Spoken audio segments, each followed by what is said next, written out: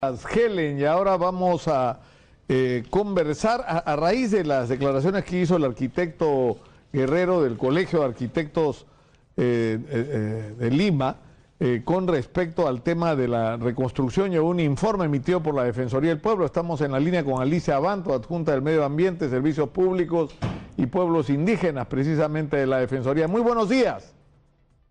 Muy buenos días, señor Lucas. Muchas gracias por la comunicación. Ayer el arquitecto Miguel Guerrero hizo referencias explícitas al informe que ha hecho la Defensoría y el balance sobre el tema de la reconstrucción. ¿Qué nos puede decir sobre este tema? La Defensoría del Pueblo ha realizado una supervisión muy amplia sobre el proceso de reconstrucción, pero específicamente uno de los últimos informes se refiere a la gestión de las concesiones viales de las carreteras que resultaron afectadas en el norte de nuestro país.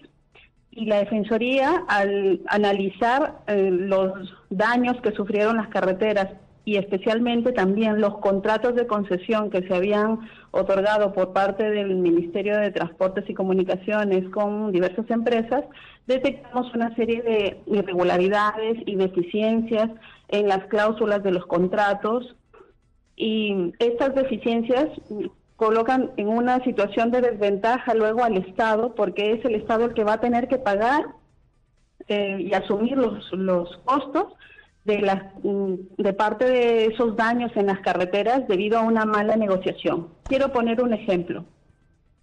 Por ejemplo, en lo que fue la concesión de la IRSA Norte S.A., ¿no?, en uno de los tramos, específicamente en el tramo Olmos-Lambayeque, ¿no?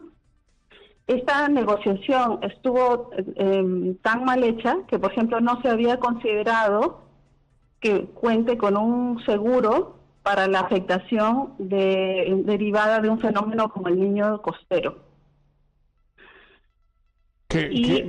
Claro, que era absolutamente previsible. O sea, cuando tú haces una carretera tienes que poner todas las posibles contingencias y una de ellas evidentemente es el fenómeno del niño que ocurre todos los años. Por supuesto. Entonces, una de esas irregularidades es que los contratos no tienen cláusulas adecuadas para cubrir los riesgos de fenómenos como el niño costero y en específico cubrir los riesgos de fenómenos como el niño costero y en específico algunos de estos contratos no cubrían ningún daño del fenómeno del niño costero, y esta falta de previsión de parte del MTC, incluso de preinversión, que en alguno de estos contratos también participó, genera luego afectación al propio Estado, una afectación económica, porque es el Estado el que tiene que pagar ahora por la reconstrucción. Si hubiera habido una adecuada negociación, esos daños hubieran sido cubiertos por una empresa de seguros y no por parte del Estado, es decir, no por parte de nosotros, los ciudadanos que pagamos finalmente nuestros tributos, y tenemos que cubrir con nuestra participación esos daños por las malas negociaciones del Estado. Pero ahí no queda el asunto, es que uno de estos contratos que supervisamos estuvo a cargo de Odebrecht, que es el caso de la carretera IRSA Norte. Y ahí, por ejemplo, se detectó una irregularidad específica en el sentido de que en el caso del tramo Olmos-Lambayeque, en algún momento el MTC y la empresa involucrada, que es la empresa Odebrecht, ¿no?, que ese era un consorcio, pero donde Odebrecht era el principal actor, hicieron unas renegociaciones a través de unas actas, donde se le otorgó un tramo. Sin embargo, durante el tiempo que duró este acuerdo, la empresa no realizó ningún tipo de inversión, y como este tramo no había sido entregado de acuerdo a las cláusulas del contrato, finalmente cuando sucedió el desastre y llegaron todos los daños, finalmente el resultado es que por las inadecuadas cláusulas de esos acuerdos, la empresa privada no asume ahora actualmente los daños de ese tramo, sino lo tiene que asumir el Estado.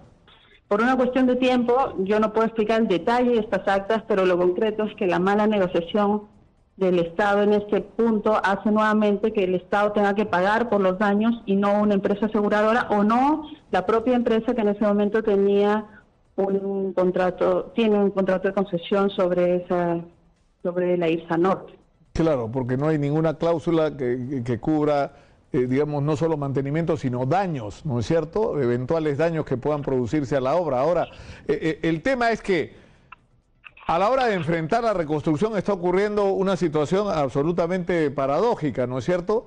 Hay procesos abiertos contra los miembros del Club de la Construcción, ¿no es cierto?, contra Graña y Montero, y sin embargo, estas empresas como Málaga, Joesa y la propia Graña están ganando licitaciones para la reconstrucción. Y esto es una situación, o sea, digamos, desde el punto de vista legal dicen que como no están sentenciados, no hay nada que lo impida, pero es una situación, digamos, por decirlo menos, contradictoria, ¿no? Los estamos investigando por corrupción y les estamos dando obras a la vez. Por eso es muy importante que las investigaciones continúen para que se pueda establecer la situación de las empresas y su futura relación con las entidades que otorgan concesiones como el Ministerio de Transportes.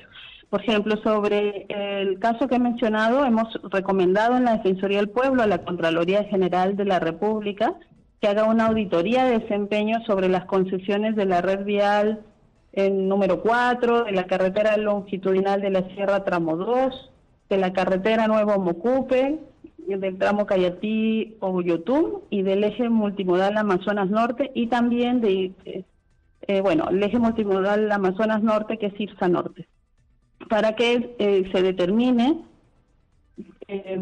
si las cláusulas de los contratos han afectado, de qué manera y con qué gravedad han afectado los intereses del Estado, ¿no?, por una irregularidad en la gestión de los funcionarios participantes.